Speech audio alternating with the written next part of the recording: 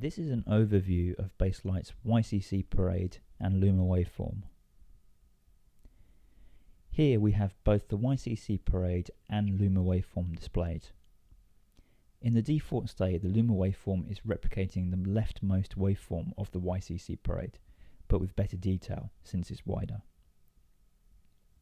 Let's go through the options available.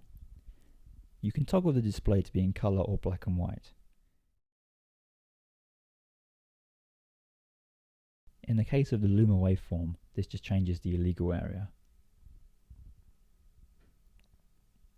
Enabling the pan zoom option means the scopes will reflect the current visible portion of the image.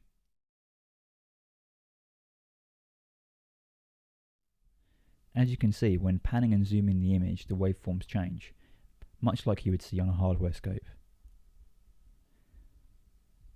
The video legal overlay option allows you to select whether the overlays display 0 to 100% as the full range, or as the video legal limits.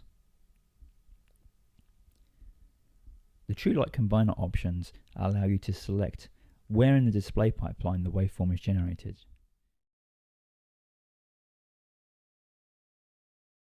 If Image Only is selected, the waveform reflects the image values prior to any True Light profile you may have selected on the cursor. If Image plus True Light is selected, then the waveform is generated after the True Light profile is applied. This is a global setting that applies to all scopes, including the histogram. You can change the resolution at which the scopes are generated, depending on the performance of your system, both when stopped on a frame or when playing back.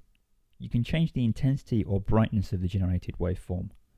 This can be useful depending on a number of factors, including the material you are working on and your viewing environment.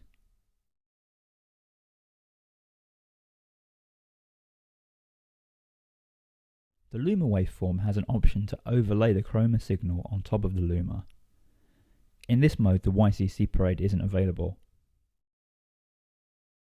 The Luma is plotted as green, and Chroma is plotted offset from the Luma as cyan.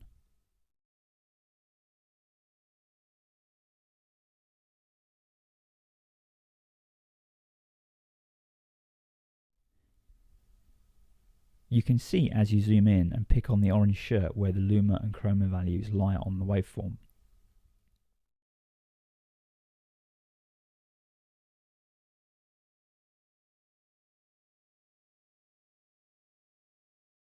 If I add a curve grade and select the orange shirt, I can change the saturation of the shirt.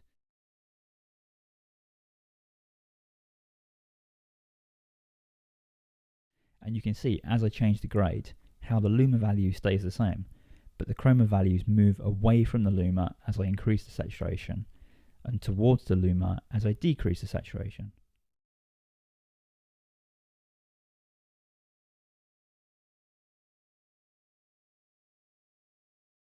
The same information is displayed in a slightly different fashion in the YCcPr. Here, the two Chroma values are plotted in their own waveforms, and you can see how the orange shirt is plotted as negative blue, or yellow, and positive red. Again, as I change the saturation, you can see the waveforms change equivalently. As you pan the shot, you can see how the waveform changes.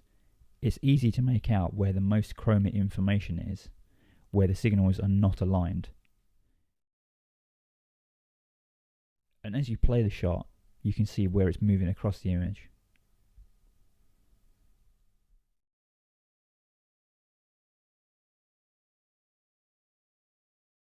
Similarly on the YCcPr.